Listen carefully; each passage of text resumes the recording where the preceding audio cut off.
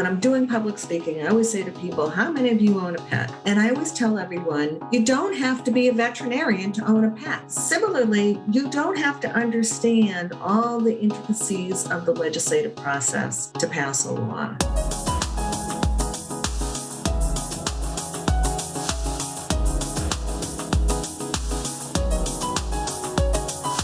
I'm Rich Frazier. And I'm Russ Fanos. Welcome to the Nonprofit Fundraising Exchange, a podcast from IPM Advancement. We believe strong nonprofits can change the world, and our goal with each episode is to bring you insightful conversations with thought leaders from the nonprofit sector. Let's dive in.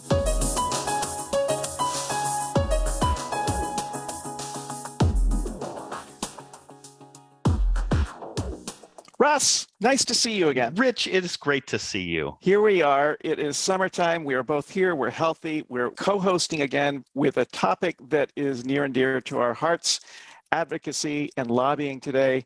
And it's special to us because why? Well, IPM Advancement has been working with LGBTQ organizations since we launched in 2007. And we just completed a report that looks at the state of LGBTQ nonprofits and some of the challenges they face. And one of the most interesting findings to come out of this report is that most of these LGBTQ nonprofits don't engage in lobbying. And given that we hear from most nonprofits we work with, whether they're LGBTQ or not, that there's this general anxiety about advocacy and lobbying, what those terms mean, what people are allowed to do, what they can't do. So we decided this would be a great topic for an NPFX episode. And so that's what we're going to talk about today. It's not only about LGBTQ organizations, it's about all organizations learning the basics, getting their footing, and saying, what can my organization do in this space? How can we pursue advocacy and lobbying? So let's meet our guests today. First, we have with us Pat Libby, who is an expert on lobbying and advocacy. Pat, would you mind introducing yourself? Sure. And I'm so happy to be here to talk about my very favorite subject, which is lobbying and especially nonprofit lobbying. I've been working with nonprofits for decades, let's just say that. And I'm passionate about teaching nonprofits what they can do. I learned to lobby when I was a nonprofit CEO, and I was completely clueless. And years later, I became an accidental academic and launched a whole master's, PhD, research center, blah, blah, blah, focused on nonprofit and philanthropic leadership. And I taught students how to lobby and wrote books on it. And now I consult to nonprofits. So I've got my fingers in the nonprofit pie in 100 different ways. Welcome. We look forward to hearing more from you. And we have the author of the report that you mentioned, Dr. Colton Strawser. Tell us a little bit about yourself. Sure. So I am actually a graduate of the PhD program that Pat helped start. So my PhD is in Nonprofit and Philanthropic Leadership. My background's in research, also nonprofit consultant. For a couple of years, I worked as a crisis communications consultant for some advocacy and lobbying organizations, which I can't tell you any stories, but there are definitely some stories there. So lots of interesting work over the years, and hopefully getting more organizations to advocate and lobby on behalf of their clients like they do every day. But you did mention that I'm your adopted Jewish mother. You're supposed to mention that. We didn't need to put that on the radio, but I do tell everyone, and Pat Libby is my adopted Jewish mother, self-appointed, but I allow it, and I often refer to her as such. That's all good. And we should mention that Colton is also a consultant with IPM Advancement, but let's jump into this then. Colton, tell us, what was the motivation behind this research report, and why is research like this so important? So with IPM being a certified LGBTQ business enterprise and having a history of working with LGBTQ plus nonprofits, when we started doing some research in some different areas, we did some preliminary research to see where we wanted to go with any type of report we wanted to do. This one kind of stuck out as something not a lot of people were looking into. I was doing some asking around. I'm like, have you heard of this? Is there any type of research? Is there a report? What do we know about these nonprofits? And everyone kind of came back to me with, well, not much. And so we created an opportunity to dive a little deeper to better understand, our own clients, but also understand the field as a whole. And so that's why I really liked working on this project and really, I'm excited about the report and sort of its findings because there's a lot in there. So, Colton, from a real high level, what did you find? There's more nonprofits than I thought there were that were fully focused on LGBTQ plus individuals. Essentially, we sort of weeded out the organizations that maybe serve them as part of the larger organization. And so we were looking for nonprofits that, 100% of their energy was focused on serving that community. And so there were over 400 of those nonprofits. So that was really interesting. The fact that their revenue is quickly approaching $1 billion in revenue every year among 400 nonprofits is pretty substantial. And we also found some interesting things about, where they get their money from. Government funding to these organizations increasing, which was an interesting finding. And the other interesting finding, which I'm excited to talk about today, is that I would have assumed going into this report that, well, gosh, they spend money on lobbying. It's a marginalized community that is probably advocating for some change. We see a lot of these things in the news lately about, different bills getting passed at the state level that are, essentially attacking these individuals. And so just being mindful that these organizations can lobby, but a lot of them aren't, was just a really interesting finding. And, I'm glad we're talking more about that today, because if you take nothing else away from this podcast today, it's that nonprofits can lobby, and you should. And we definitely want to get into the nonprofits lobbying question. But I found it really interesting that that key finding that you just mentioned, that most LGBTQ plus nonprofits don't invest in advocacy or lobbying, or let's just say lobbying, that there's really no unified voice or policy agenda. What do we make of that? In my research, I also did some interviews with some folks that either currently or formerly worked at some of the larger organizations that served LGBTQ plus individuals over the years. And one of the interesting things was, marriage equality was kind of the goal forever. And then it was achieved. Hooray. And then some fracturing started to happen. So we got our big win. And then some groups, predominantly white gay men, who are the main philanthropists behind these movements, decided, we got what we wanted. We're out of here. And so then it resulted in, the LB and T out of the LGBT was then left on their own to then sort of figure out next steps. And so there's not really a national organization creating this policy agenda. There really is no policy agenda.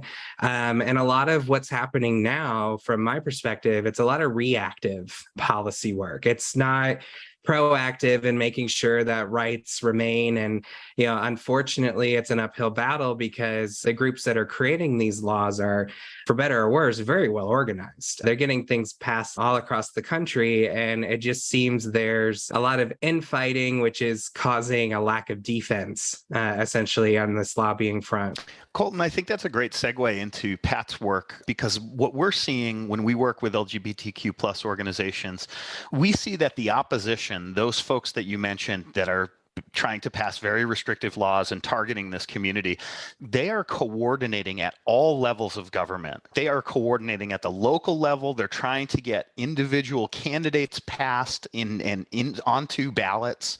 They're working at the state level. They're going up into the federal level and trying to get people elected to Congress, and all the way up. It goes all the way up. So, Pat, tell us a little bit about how lobbying can maybe stem that tide, or at least allow LGBTQ groups and other nonprofits to kind of meet their opposition and kind of level the playing field, I guess. There have been 236 pieces of anti-LGBTQ legislation that were filed in the first 3 months of this year. Wow. And that is just appalling. Yeah. Talk about, we've been living in, coronavirus pandemic land. We're starting to live in anti-LGBTQ epidemic land as well, because this is a virus that is infecting the United States. To answer your question, Russ, I think people have to understand that passing laws and getting engaged, it's actually very easy to do. It's easier than people think. But the reason people get intimidated about it, I always say this, everybody fell asleep during high school civics. So people feel like they have no clue what's going on.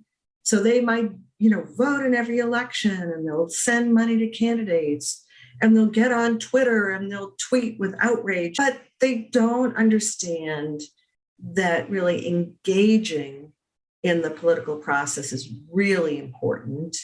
When I'm doing public speaking, I always say to people, how many of you own a pet? And I always tell everyone, you don't have to be a veterinarian to own a pet. Similarly, you don't have to understand all the intricacies of the legislative process to pass a law.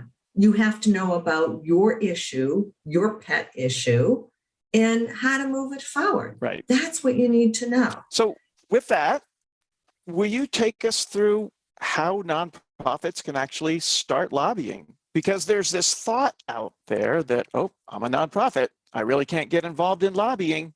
IRS says I can't, but that's not really true. No, it's not true, Rich. And I want to dial it back a little bit because I want to be very specific. So most nonprofits in the United States are public charities, so 501c3 corporations. So I'm going to talk about 501c3 corporations. So, museums, hospitals, Red Cross. What we think about most, those types of organizations. Exactly. So those are the organizations that we're talking about. And many nonprofits don't lobby because they mistakenly believe that it's illegal. It is not. And they also think that if they receive money from the government, they can't lobby. And that's not true. They just can't spend those monies on lobbying, right? Exactly. That's what I call it the duh factor. Like, duh, you can't use government money to lobby the government. But any other money that you get, you can use, including money from foundations, as long as it's not restricted.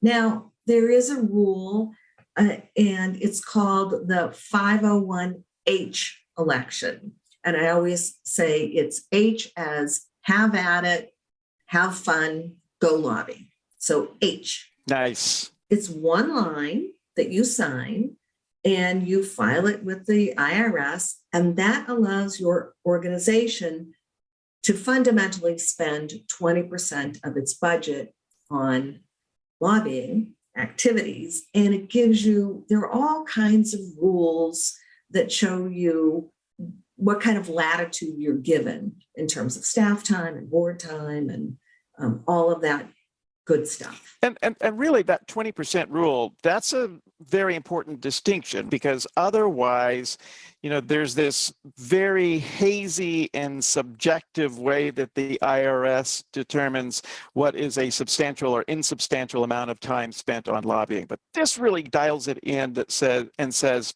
hey, here's how much money and time you can spend on lobbying.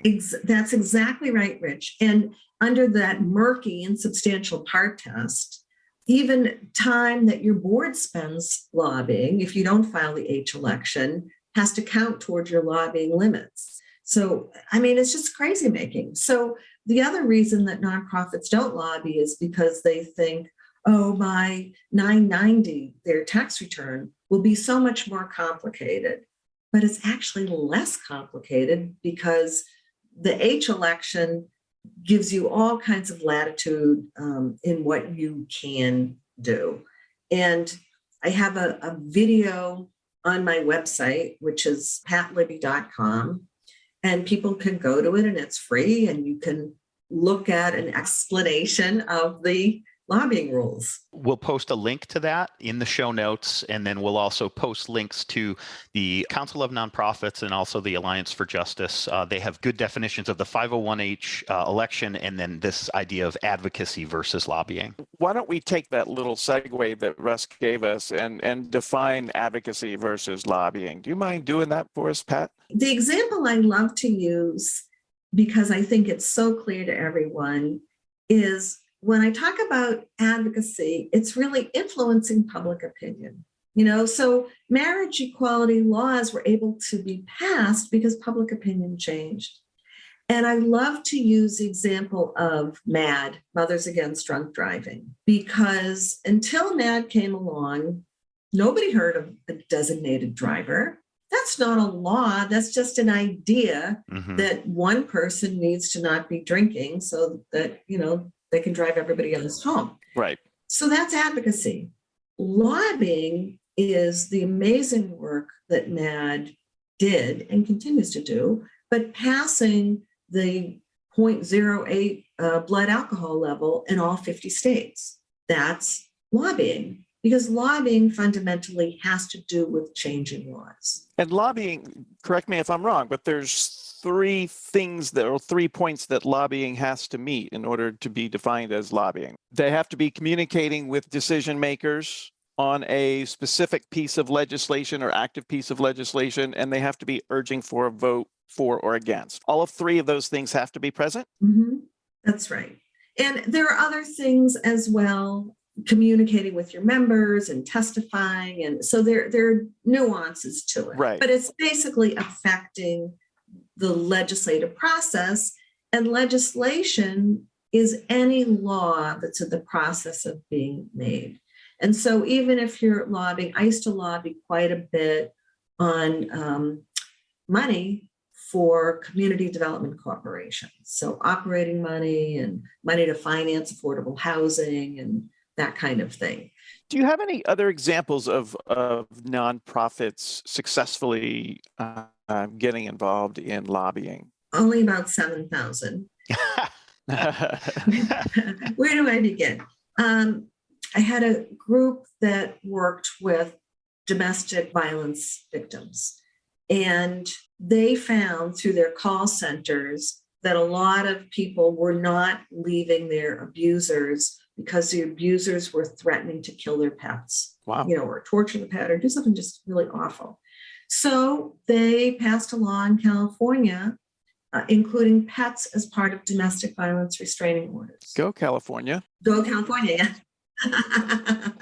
Yeah. Another example was a group that promoted support for foster youth. And the law was written so that when kids were 18, that was the end of their support. So the group did all kinds of research and they said, most kids these days aren't graduating from college until they're 26. So we want to extend support for foster youth through the age of 26. So they passed that law. And when you think about it, if nonprofits were to engage in lobbying, there's so much more money in government than nonprofits will be able to raise on their own to, for instance, provide housing support for foster youth. You look at these states, there are 12 states today that haven't adopted Obamacare. It's appalling. So nonprofits that are working in those states are having to work doubly hard to provide support to people who otherwise would be eligible for Medicaid. So here we are. We're encouraging nonprofits to go out there and start lobbying. How are we going to mess this up, Colton and Pat? What are the mistakes that we're going to make? I think the biggest mistake when it comes to lobbying is nonprofits think they can't do it. They also interpret having simple, basic conversations with people. I'm like, oh, that's lobbying. And I'm like, no, that's just you being a good advocate 9 times out of 10. It's not, you don't have to go to City Hall and all of these things when it comes to lobbying. We advocate for our clients on a daily basis in the nonprofit sector. Why should advocating for our organization or our field as a whole be any different? And the answer is it's not. So I think nonprofits are taught to fear lobbying. People were always saying, well, the IRS is going to take your tax status and then you can help nobody. The IRS hasn't revoked anyone in a very long time. I hope they're not listening, but they're probably not because there's 3 of them in Ogden, Utah. And it's not to give you a license to go do whatever, but at the same time, it takes a very, very lot of things to go really, really bad for you to lose your nonprofit status. And I don't think talking to some elected officials on either allocating additional funding or passing a law to benefit members of the community is going to be one of those things. Here, I agree with everything Colton just said. And I also want to add one really odd point that comes up all the time. People say it's not part of our mission. And that drives me crazy. I mean, you think about, for example, organizations that provide support to low-income families.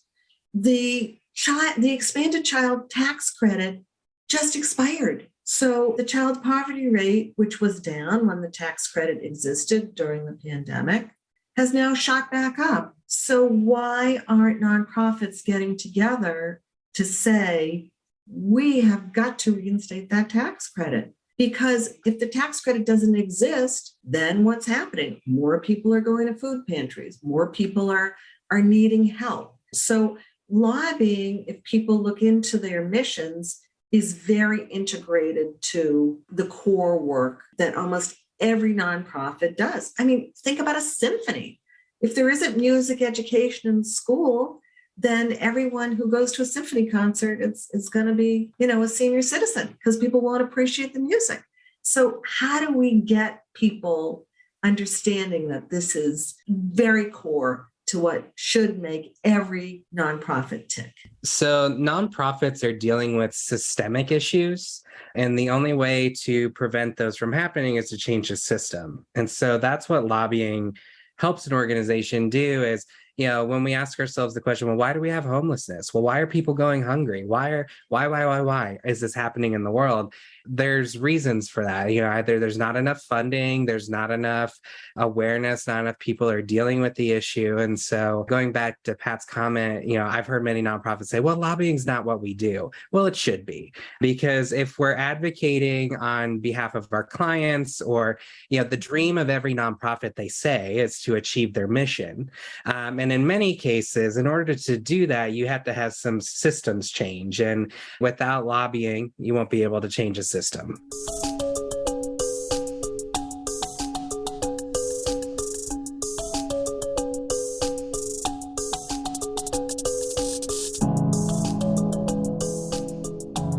Hi, this is Curtis Schmidt, producer of the Nonprofit Fundraising Exchange, jumping in for a moment. If you're a nonprofit professional who has questions about your program, or maybe you feel like you've taken your advocacy, fundraising, or membership effort as far as you can and you need some fresh ideas, then we have a special offer for you today. NPFX podcast listeners can get a free 30-minute consultation with IPM Advancement, no strings attached, when you go to ipmadvancement.com/free. Just enter a few details, and an IPM team member will contact you to follow up. It's that easy. That website again is ipmadvancement.com/free.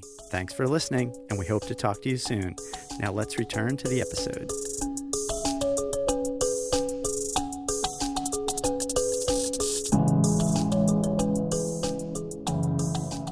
If I'm a listener and I'm enjoying this podcast and wanting to jump in and start to do some lobbying, but I'm absolutely terrified, where do you start on this when you're just maybe a small shop, but you've got a big issue and you want to have an impact on it? I like organizations to really start to lobby at the state, county, or city level because it's just easier, it's less intimidating.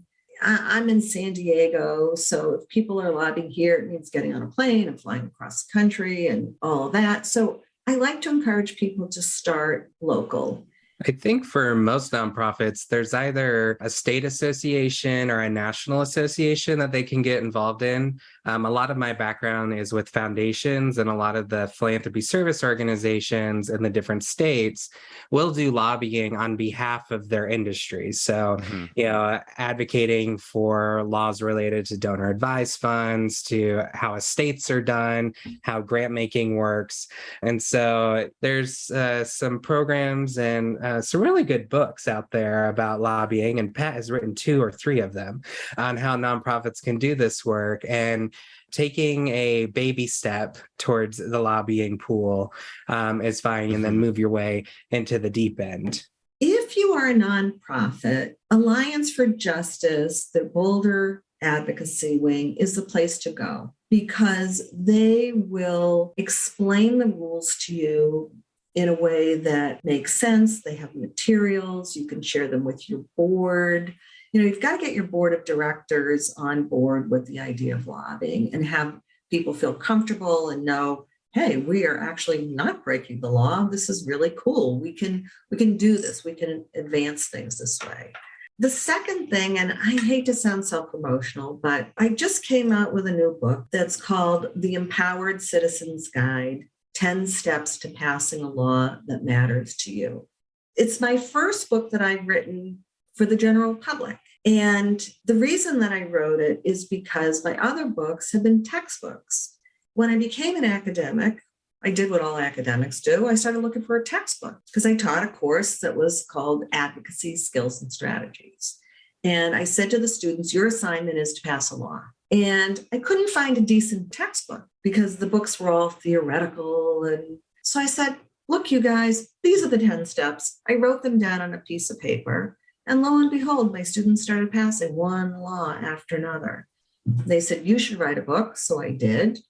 And then when I was updating the textbook, writing the second edition, my editor said, Pat, I want you to write a book from me and my friends because, it's funny and the way you write and it's so easy to understand. And so write one for us. So I did because I want every citizen to understand what they can do, what each person can do. And even if you're not a citizen and you're an aspiring citizen, to understand that this should be what America is about. You can make this happen. So that's why I wrote the book. Excellent. So let's take all this lobbying information then and go back to this report. We've identified 400 plus LGBTQ plus organizations that are solely focused on LGBTQ plus causes. We've identified 236 anti-LGBTQ plus pieces of legislation just this year, in the first 3 months of this year. And yet, these organizations that you've identified in your report, Colton, they're not spending any money on lobbying, less or around $1 million. Doesn't sound like a whole lot of money to me. What advice do we give to these organizations then? Yeah, so I think revisiting the previous success of marriage equality, and that is has appeared in case studies and textbooks on like how they came together to make this happen. And then unfortunately, from what I've heard in my interviews, a lot of the original leaders of the field are just kind of done. They're burnt out. They got their one thing accomplished. And then a couple of years later, the Supreme Court is going back through some of their historic cases and they're going to try it again. So I think people are a little upset with the system. And, I would say a lot of these laws that are getting passed, really, it's a couple organizations that are pushing these things, which we won't give them airtime. But essentially, a really organized group of folks is going to, they're starting in the large states, the very deep red states. And they're like, oh, well, we got this passed here. Let's go to Florida next. And then they go to Florida and like, okay. And they're going slowly hitting the purple states. And then, the blue states will have nothing to do with that. And knowing what I know about lobbying, a couple people in a room really pushed for it. And they got a couple of people convinced that it was the best idea. And then it became a law. Nonprofits can do the same to sort of prevent those things from happening. And, I don't know, I feel like some states are trying to put people in their place, whether it's Texas with critical race theory, whether it's abortion, whether it's, LGBT rights. It just seems like a very complicated environment. And unfortunately, there's not really a shared agenda, which in my research, you need a shared agenda to get things done. And unfortunately, marriage equality kind of ticked the box and then we moved in a different direction. I found it a little disturbing what you just said, that, and it's also in your report. So we had this a certain segment that worked on marriage equality and HIV/AIDS issues, and then they accomplished their goals and then checked out. And we've got leadership in the organizations now who are feeling defeated, and yet we're also having trouble engaging the next generations in being involved in these advocacy organizations or these nonprofit organizations. And yet, counter to that, I see on social media, I see in my kids' generation, a lot of public advocacy for LGBTQ plus community. And I don't know where to go with that. It just seems like there's a overwhelming prevalence of support, openness out there in the community. I'm surprised, I guess, that we're having trouble engaging folks. I think it's not just LGBTQ organizations that are facing this. It's other nonprofits that are trying to convert social equity into dollars. And that's a very difficult thing to do, it seems, with this up and coming generation that has kind of been trained on episodic giving rather than institutional giving over time. On the other hand, with LGBTQ organizations, we're also seeing that this bottom has kind of fallen out. HIV and AIDS is still an epidemic in certain communities, and especially in communities of color and these other communities throughout the United States. You'll see some real issues with HIV, yet that isn't generating the same kind of urgency that we saw in past generations. So I think, it almost seems like there's an acknowledgement that I do want to be on the right side of this issue. I want to be on the correct side of this issue.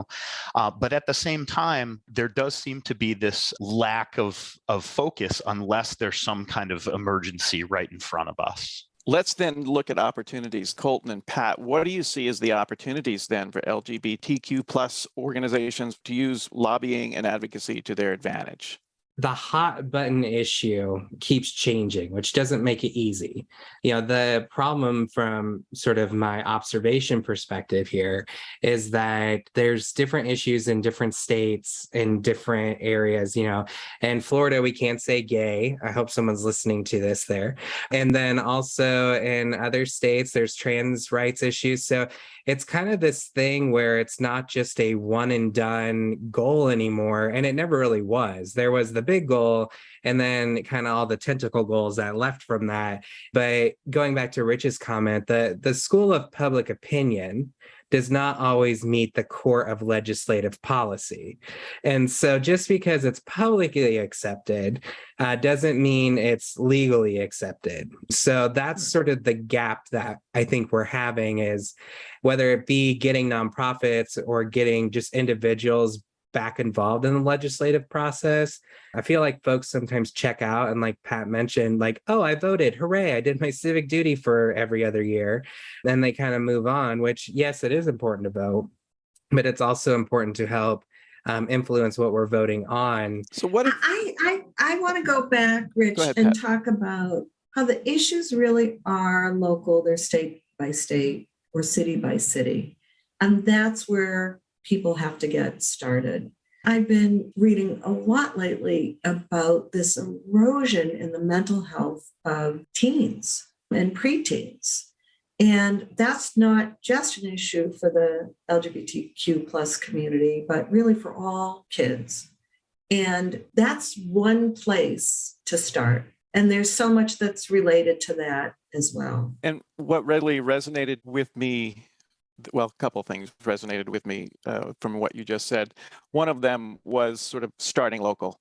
And that's where those smaller nonprofits can really have a big impact. Yeah? Yes. And quite frankly, even though I agree with Colton, and I haven't seen his report, but I've saw snippets of the data, groups that have money should be spending more money. But I've taught, I don't know how many people how to pass a law without spending virtually any money at all. So it's not up to just the big nonprofits to do this. It's any organization that wants to make change needs to look at their mission and say, how can we move the needle and what makes sense for us? And the different advocacy and lobbying groups that I've worked with, they all start at like the state level. That's pretty much the highest they get. Once you get something to be a state law, then that's when you can start kind of shopping it around to other states or to the federal. No one goes from 0 to 60 straight to the federal government to get a law passed. Sure. It doesn't happen that way. So, if nonprofits can do something to help benefit their local community, and then their state, and then from there it can go other places. That's sort of the tactic. I feel oftentimes when nonprofits hear lobbying, they think they need to pack their bags and go to DC, but really there's not a whole lot of original laws that are kind of being thrown out at the federal level that are going to affect all 50 states, and it's going to be the law of the land. It's really the states that start passing these things. And, as Pat mentioned, that's how MAD got their things to go from state to state. And, yes, that takes time. And that's how marriage equality started. Sure. States started to pass it, and then they're like, oh yeah, we can do this at the federal level. And so, sometimes those little baby steps can help you get the mileage you need to, make it to the capital, to DC to get something passed.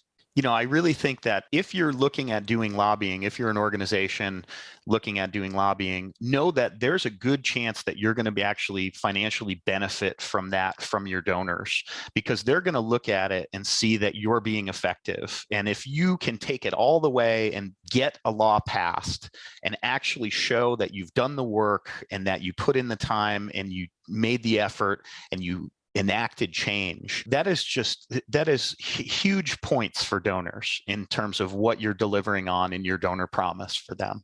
Absolutely. Donors want to give to success, right? Yep. And these are big steps towards accomplishing your mission, as Pat said earlier. Right. Right. One thing I didn't mention that I want to make sure gets mentioned is my book is written for, Joe Q citizen, Jane Q citizen, whoever. But the appendix has a chapter that is all about the rules. And my friends at Alliance for Justice read through it, made sure it was right.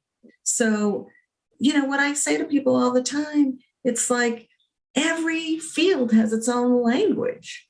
So people should not they don't know what a third reading is. It doesn't matter. It doesn't matter. They just have to know their issue. That's it. Mm-hmm. So don't let all the language and the pomp and circumstance intimidate you, because it shouldn't. They're just people, and it's a building, and it's a process. That's it. Yeah. Pat and Colton, you have been very generous in giving us your time today. So, closing comments, what would you like listeners to take away from this episode? So one quote that I really like is neutrality is not an option. I think a lot of times nonprofits want to remain neutral, but the people you're serving, you're pretty clear on exactly what you want to do. So why are you refusing to sort of take it a step further and to address these issues? So you have great data, you have great stories, you have great impact. You, of all people, are the expert on what needs to change in order to solve the problem you are currently working on, whether it's money, whether it's, changing the law, whether it's changing the way people view something. If ever there were an expert on homelessness or anything, granted, other than the people that are experiencing the problem, the people that are running the organizations that address the problem do have a lot of information and know a lot, and they know all the problems. So we're not asking you to create something new. We're just asking you to shout it through a megaphone every once in a while. I love that. So well said. And I want to add, the mistake that people make, or one of the mistakes people make, because they make a lot of mistakes, is they feel like they've got to go it alone. And it's very important when you're lobbying to get partners who are not your usual suspects. So if it's an LGBTQ issue, you want to have, straight allies who are working with you. If you're working on affordable housing, you want to have environmentalists who are working with you. You want to have for-profit people, nonprofit people, public sector people. I've been reading about these fabulous gun control efforts that have been going on around the country with coalitions of gun rights people and mental health people. Because if you look at gun deaths, most of them are suicide. That's right. And if you point that out to people who are in favor of gun rights, light bulbs go off. Yeah. Wow. So how can we work together with people who we don't think of as being our natural allies to make things happen? And that makes a much stronger argument when you're working to lobby on any kind of issue. Is going beyond just talking among yourselves, which just doesn't get you anywhere. Thank you. Where can our listeners find out more about you? Pat? My website has a complicated name, which is patlibby.com. And on it, you'll find a discount code for the Empowered Citizens Guide if you would like to order it. You'll find a video on lobbying and all kinds of other free materials and resources for nonprofits. Excellent. That's very generous. Thank you. And we'll link that as well. And Colton?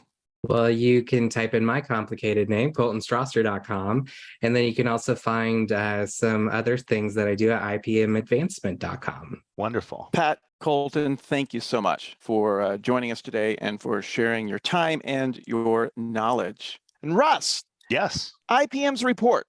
It's called LGBTQ plus Nonprofit Organizations in the United States, Growth, Trends, Concerns, and the Outlook for Philanthropic Giving. Tell our listeners, how can they get their hands on it? It's easy. Just go to ipmadvancement.com/report. The report's free. You just need to enter your email address and you'll have it in seconds. Sounds simple enough. Thank you, Russ. And I just want to throw this out there. IPM has partnered with a lot of LGBTQ organizations over the years. If you happen to work for one of these organizations and would like to talk to us about lobbying, advocacy, or fundraising, or discuss any of the findings in the report, please reach out. We'd love to talk to you. You can reach us through the contact form at ipmadvancement.com or just give us a call. We're at 877-4-IPM-ADV. That's 877-447-6238. Absolutely. Okay. Thank you to Pat Libby and Colton Strawser. Thank you to our listeners for joining us today. We'll see you next time on the Nonprofit Fundraising Exchange. That concludes this episode of the Nonprofit Fundraising Exchange. Thanks to our panel for sharing their insights and expertise. If you'd like to learn more about our panel members or any of the organizations or resources featured in this episode, we will include links in the show notes. If you like this podcast, we would love your help spreading the word. First, please subscribe in Apple Podcasts, Spotify, Google Podcasts, or your favorite podcast app so you always know when a new episode is released. Second, forward the episodes you like to friends and colleagues or share them on social media. Word of mouth is one of the best ways you can help us reach more nonprofit professionals like yourself. And if you use Apple Podcasts or Audible, please leave us a review. Positive reviews are how many listeners decide whether or not to try out a new podcast. We appreciate your help. For suggestions on topics, guests, or nonprofit organizations you'd like to hear on the podcast, send an email with the subject heading NPFX Suggestion to contact@ipmadvancement.com. For back episodes and more resources like white papers, infographics, and blog articles, please visit the free IPM Advancement Nonprofit Resource Library at ipmadvancement.com/resources. Thanks for listening, and we'll see you next time.